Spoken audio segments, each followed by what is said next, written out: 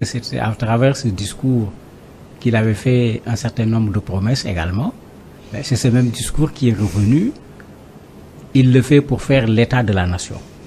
Donc ce discours, la cérémonie n'a rien à voir avec la campagne électorale. Mais c'est dans un discours similaire également que des problèmes de candidature lui avaient été posés dans les mêmes conditions. Et c'est pourquoi il y avait un enjeu dans l'attente par rapport à ce discours. Les gens se disaient que c'est peut-être là qu'on va être situé, soit sur sa candidature, soit sur qui va être candidat pour le RHDP. Mais finalement, il n'y a eu ni l'un, ni l'autre. Il ne s'est pas prononcé sur sa candidature. Il ne s'est pas prononcé également sur une quelconque candidature au niveau du RHDP. Donc il y a le mystère, il y a le flou qui est là pour savoir qui va être le candidat au niveau du RHDP. D'ailleurs, même en bon ivoirien, il a fait ces blagues que les Ivoiriens savent faire, parce que après il est revenu pour prendre la parole pour dire que le protocole lui a dit que les gens sont déçus. Il dit non, faut pas que les gens soient parce qu'il n'a fait déçus. Aucune annonce officielle sur ces deux points. Tout à fait. Il a demandé aux gens de ne pas être déçus. Ça va être la prochaine fois. Ben, la prochaine fois, c'est quand? C'est quand? La prochaine fois, c'est où? On est resté toujours dans le flou, même s'il a repris la parole pour vouloir, à la limite, enlever la déception. Ça n'a pas réglé le problème, parce que ce qu'il a dit, c'était toujours le flou. Et quelle analyse faites-vous justement de cette position du président sur ces deux questions cruciales? Mais la première chose, le président Ouattara doit respecter les principes qu'il défend au niveau de la CEDEAO. En tout cas, jusqu'à ce qu'il prenne son troisième mandat, il a toujours défendu les deux mandats. La CEDEAO a une charte sur la bonne gouvernance, etc., qui pose des problèmes qui sont extrêmement clairs. Mais s'il veut se fonder sur cette charte pour condamner le Burkina, pour condamner le Mali, pour condamner le Niger, mais il faut qu'il respecte également cette charte au niveau de la Côte d'Ivoire. Parce que sinon, on n'y comprend plus rien dans ce discours qui est en train d'être tenu par le président ivoirien. On ne peut pas vouloir une chose et son contraire. Ça va faire plus que du deux poids, deux mesures, d'autant plus que tu tournes la chose vers ton propre intérêt, et je dirais même vers ta propre personne. Donc ça, il y a ce problème qui doit être résolu. L'autre analyse, c'est à 82 ans, même s'il est en bonne santé, ce qu'on lui souhaite, est-ce que c'est Ouattara qui peut continuer cette avancée de la Côte d'Ivoire sur le plan économique? C'est une question importante à poser. Ou bien est-il dans une situation où il ne voit pas de candidat dans son parti? Bon, moi, je ne crois pas. Le RHDP, quand même, ce n'est pas des cadres qui manquent, qui doivent pouvoir être en mesure de porter la Côte d'Ivoire, et même en dehors du RHDP, parce que faut pas qu'on oublie, c'est aux Ivoiriens de choisir le futur président de la République. Ce n'est pas au président actuel de choisir le futur président de la République. Ils peuvent sortir un candidat, mais ce sera aux Ivoiriens de choisir qui va être le président de la République. Ce n'est pas à lui qu'appartient ce rôle-là, même s'il est le président actuel. Donc vraiment, il y a des interrogations, parce que je me dis qu'à 82 ans, il a fait ce qu'il a pu faire pour la Côte d'Ivoire.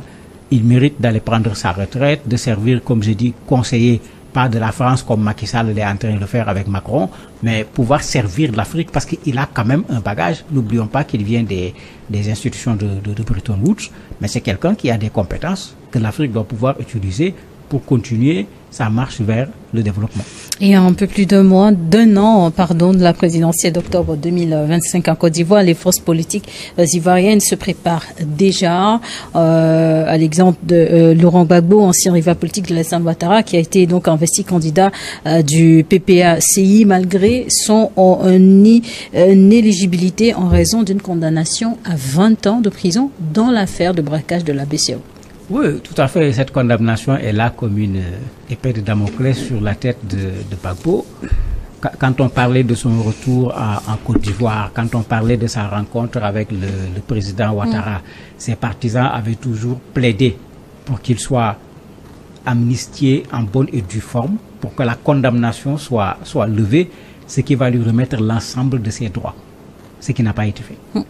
Ce qui fait qu'effectivement, en prenant les procédures pour être candidat, les conditions à respecter, il y a cette condamnation qui est un obstacle, pas seulement pour la présidentielle, Mais comme on l'a vu aux dernières élections législatives, il n'a même pas été en mesure d'aller voter. Et bien sûr, s'il n'est même pas en mesure d'aller voter, il ne peut pas être candidat. Mais les gens pensaient que quand ils ont commencé les rencontres, quand ils se sont rencontrés à Troyes avec Feu Bédier, tout le monde pensait que c'était l'occasion également pour aplanir ces problèmes-là et les dépasser. Mais les politiques sont les politiques. Ouattara connaît Gbagbo. Et c'est tout ce qui lui créer comme difficulté sur le plan politique. C'est comme s'il a gardé cette épée de Damoclès pour que s'il bouge plus vite que ce qu'on lui demande de faire, qu'on soulève l'épée pour lui rappeler que bon, si on veut, on te ramène en prison parce que il y a une condamnation qui est là contre toi qui n'a pas été exécutée. Ben, c'est un peu dommage d'agir de la sorte par rapport à un citoyen ivoirien qu'on avait amené à la CPI, ben, qui a été blanchi par la CPI. Faut pas qu'on l'oublie.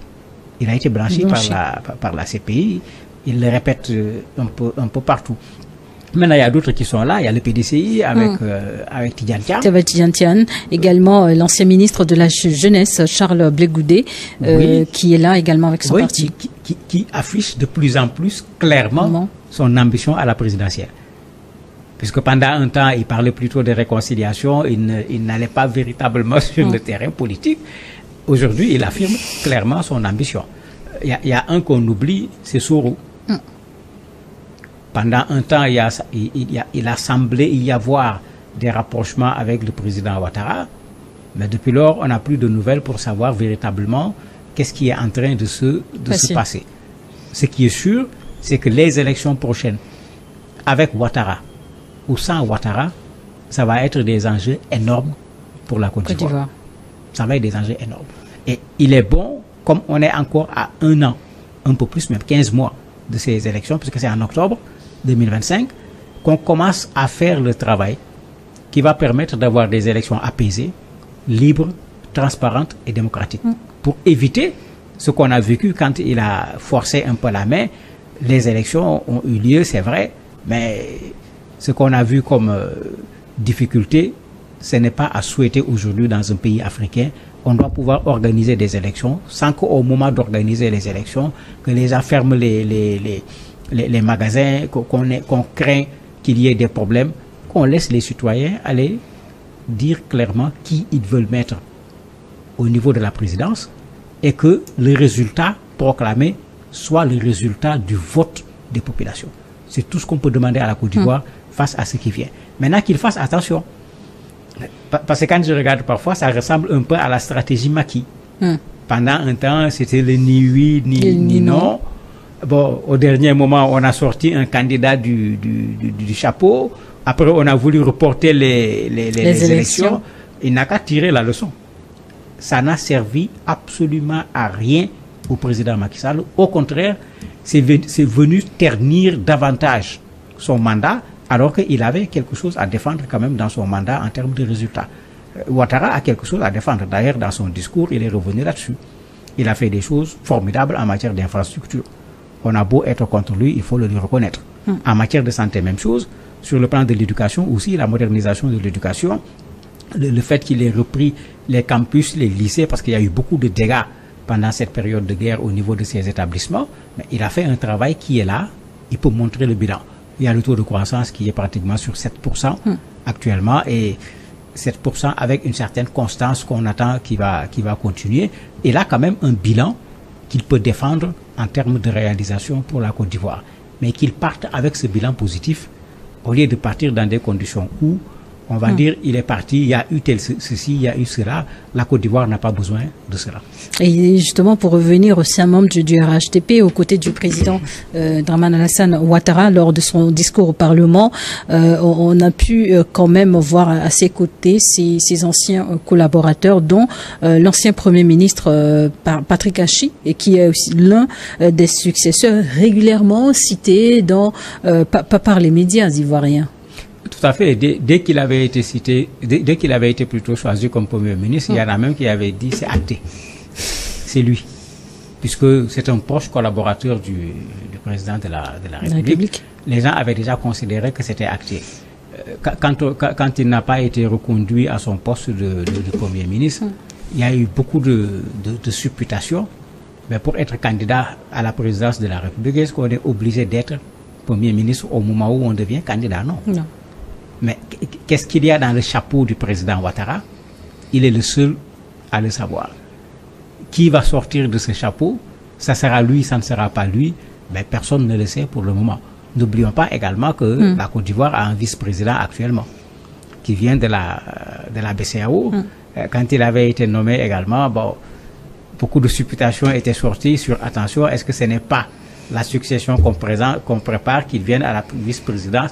Mais vous savez, avec les politiques, il ne faut jamais regarder là où ils regardent. Il faut être très méfiant avec l'attitude des politiques. Ils clignotent souvent à gauche pour tourner à droite. Et les appels à un nouveau mandat, en tout cas, pour ne pas dire un quatrième pour le président, se multiplient. Mais qu'est-ce qui justement alimente ce débat au niveau, ces rumeurs, je voulais dire, au niveau même déjà du RHDP, parce qu'il a été désigné candidat naturel? Oui, mais ça c'est un disque rayé. C'est un disque. Dans combien de pays africains on nous a tenu ce même discours? Le président a fait ci, il a fait ça. Il n'a pas fini avec ce qu'il est en train de faire. Il faut qu'on le laisse finir. Alors que personne ne finira. Personne ne finira. On ne va jamais avoir un président qui va dire « j'ai tout fini, je pars ». Je pars. Ce n'est pas possible. Il vient faire ce qu'il peut faire. Il y aura toujours des chantiers à faire. Il ne terminera même pas tous ces chantiers. Il y aura d'autres qui viendront terminer des chantiers qu'il a laissés sur place et qui viendront commencer également d'autres chantiers. Donc pour moi, ce discours-là ne tient pas la route. On nous le tient en Afrique depuis des années pour pouvoir maintenir des gens pendant très longtemps au pouvoir. Ce discours n'est pas du tout pertinent. Ou bien, est-ce que les gens du RHDP se rendent eux-mêmes compte si Ouattara n'est pas candidat, gagner les élections n'est pas évident pour eux? Mais si c'est le cas, qu'ils prennent leurs responsabilités. Dans un parti, on doit préparer la relève. Et c'est grave ce qui est en train de se faire, parce que n'oublions pas que c'est l'excuse qu'il avait utilisée quand son candidat choisi était décédé. Le temps qui restait était tellement ténu qu'il était difficile de mettre un candidat. Donc finalement, il a dû, comme il le dit, être candidat. Il ne faut pas qu'il nous refasse encore ce même jeu. Il ne faut pas qu'il nous refasse encore ce même jeu. Il a déjà un mandat de trop. Il ne faut pas qu'il vienne y ajouter encore un autre mandat. Il a fait 3 mandats, c'est déjà trop. Est-ce envisageable, même dans un contexte de tension autour de la question des mandats prolongés ou même des révisions constitutionnelles à répétition dans la région? C'est la même chose. Pour moi, c'est le même disque rayé qui est là. C'est très facile de réviser la Constitution, de passer par un référendum même, de rentrer dans une autre Constitution et puis de déclarer que les compteurs sont remis à zéro. Tout le monde comprend la stratégie, tout le monde comprend le jeu. Et quand vous les regardez, ces mêmes politiques, sur d'autres éléments, ils font appliquer ce qui... Ils nous disent tout le temps qu'il y a la non-rétroactivité de la loi, mais dans d'autres circonstances, ils appliquent la rétroactivité de la loi. Donc, pour moi, ces réformes ne sont pas pertinentes. Parce qu'on ne doit pas réformer une constitution pour maintenir quelqu'un au pouvoir. On ne doit pas réformer une constitution pour empêcher à quelqu'un d'accéder au pouvoir.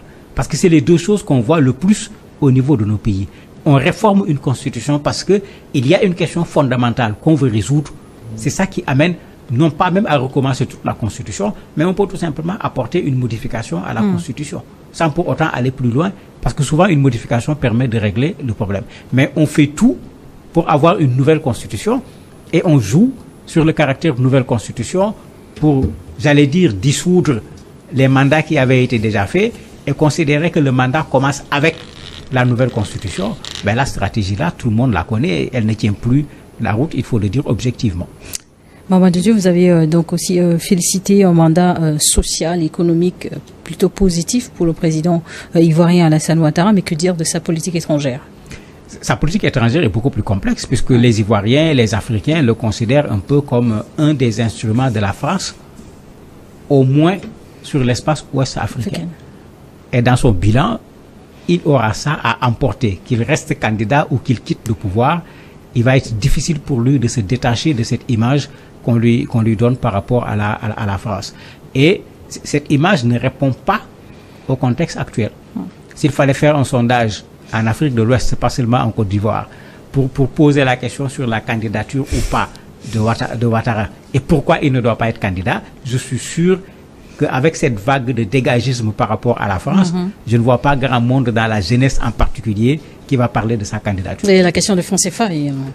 Bien sûr, sur le franc CFA, il avait fait le coup avec Macron, avec EQ. On ne l'a pas oublié. Il avait fait le coup avec Macron. Il y avait un processus qui était en place, qui devait concerner l'ensemble des chefs d'État. Comment se fait-il que lui et un seul président français, ils prennent une décision? Tout le monde se rappelle la réaction du Nigeria quand la décision avait été prise. Parce qu'il faut le rappeler, quand on parle d'EQ, ce n'est pas pour remplacer le franc CFA seulement, mais ça intègre également un certain nombre de pays qui n'étaient pas dans la zone CFA pour une monnaie au niveau de la CEDEAO. Mais comment lui seul, même si c'est pour faire plaisir à son ami français, il va pouvoir prendre la décision à la place de tout le monde? Ils ont pris une décision. Vous avez vu quelle suite, quelle exécution de cette décision? Mais c'était une façon de, à la limite, foirer un processus qui était là. Et ça également, l'histoire le retiendra dans son mandat. Mais dans tout bilan, ça sera comme ça. Il y aura des actifs, il y aura des passifs. Et pour terminer, comment jugez-vous justement l'influence du président Alassane Ouattara déjà dans la zone même de la CEDEAO? Comment je juge l'influence du président dans la zone CEDEAO? Mais l'influence est réduite. Puisque quand vous regardez ce qui se passe aujourd'hui, le Mali, le Niger, le Burkina, il n'y a plus d'influence. Au contraire, vous avez une personne dont on se méfie. Au niveau du Sénégal, on parle de rupture. Diplomatiquement, le Sénégal va maintenir ses relations avec la Côte d'Ivoire, ce qui est tout à fait logique. Mais je ne vois pas un président de la rupture venir s'aligner sur les positions du président Alassane Dramane Ouattara.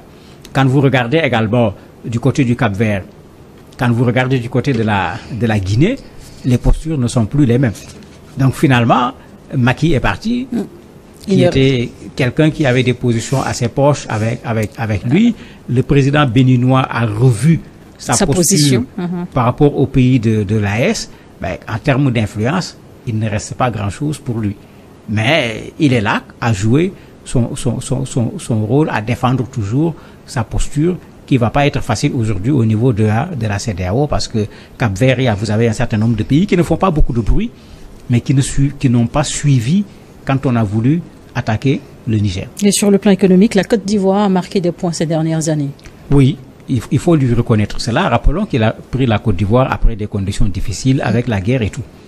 Il a quand même remis économiquement ce pays sur pied. D'ailleurs, dans son discours, il a pris la peine de faire tout le bilan de ce qui a été fait. Ça, il faut le lui reconnaître. La Côte d'Ivoire est la première puissance francophone en Afrique de l'Ouest. Quand on prend la CEDEAO, c'est la Côte d'Ivoire qui vient après le Nigeria. Quand on prend l'Afrique de façon générale, la Côte d'Ivoire vient après le Maroc et l'Algérie. Donc, en fait, les pays francophones. Pour dire qu'en fait, ils ont quand même une position qui est là, qui est incontestable en tant que force économique au niveau du continent africain, et il a joué sa part dedans. Parce qu'il ne faut pas j'ai dit sa part, ce n'est pas lui qui a tout fait. Il y a des choses qui ont été faites avant lui. Quand il est venu, il a déposé également sa pierre, et il faut le lui reconnaître, sa pierre n'est pas négligeable dans la situation actuelle de l'économie ivoirienne. Mais avec ou sans Alassane Ouattara à nouveau candidat, le RHDP pourrait ou non s'en sortir lors de ces scrutins à venir? C'est pas évident, ça dépendra de qui sera candidat en face au niveau de l'opposition. Ça dépendra également de quelqu'un comme le président Gbagbo s'il n'est pas candidat. Est-ce qu'il va faire reporter ses voix? Et sur qui? Même chose avec le ministre de la Jeunesse, comme vous l'appelez. On se pose des questions parce qu'il est dans la même situation que Gbagbo en termes de condamnation. Et un PDCI également porté par l'ex-banquier Tidjane Tian. Mais le PDCI ne risque pas de se mettre derrière quelqu'un. Parce qu'au Congrès, il y avait eu beaucoup de problèmes pour l'élection de Tidjane Thiam, parce qu'il était clair qu'en élisant le premier responsable du PDCI, on était presque en train d'élire également celui qui va être le candidat du PDCI. Donc je ne vois pas le PDCI en train de se mettre derrière quelqu'un. N'oublions pas Simon Gbagbo qui a également son parti. Donc ça va être difficile de voir peut-être un seul parti réussir. Le RDR l'a très bien compris, c'est pourquoi ils ont créé le RHDP. L'opposition, peut-être en faisant une analyse de la situation, pourrait se retrouver dans une coalition pour essayer de trouver un candidat capable de battre soit Ouattara lui-même, soit le candidat qui sera issu de son camp. En tout cas, les législatives passées ont quand même dressé un peu le tableau des enjeux pour la présidentielle à venir. Oui, mais dans les législatives passées, quand on regarde ce qui s'est passé, l'union de l'opposition a rencontré des difficultés. Vous avez des zones où le RHDP a remporté les élections, vous aviez 2 candidats de l'opposition contre le candidat du RHDP. Parce qu'il y a des zones où ils ont pu s'entendre, mais il y a des zones où ils n'ont pas pu s'entendre. C'est vrai que le résultat a été vraiment largement favorable au RHDP, mais il y a la responsabilité de l'opposition également dans ce résultat-là. D'abord qu'ils tirent les leçons, parce que c'est la première chose à faire. La deuxième chose, la présidentielle est différente des législatives. La présidentielle, c'est une seule chaise. Ce n'est pas comme les législatives où il y a plusieurs sièges. Et c'est celui qui arrive avec 51% ou bien 50 plus quelque chose qui va passer. Ou bien il faut aller au second tour. Mais ils n'ont qu'à faire l'analyse situationnelle d'un point de vue politique pour voir s'ils veulent une alternance, quel est le prix à payer. Parce qu'une alternance a un prix à payer. Parfois, le prix à payer, c'est une stratégie en termes d'union de l'opposition. Parfois, le prix à payer, c'est une dispersion stratégique de l'opposition pour faire en sorte qu'il y ait suffisamment de voix dispersées que le candidat du pouvoir ne parvienne pas à avoir la majorité pour l'amener au second tour et créer une sorte de front contre lui et le battre. On a vu cette stratégie plusieurs fois, mais il faut qu'il fasse l'analyse situationnelle pour savoir exactement pour la Côte d'Ivoire quelle est la bonne stratégie si on veut aller vers une alternance. Merci Mamadou Diouf d'avoir accepté de répondre à nos questions et merci à vous également de nous avoir suivis dans Décryptage.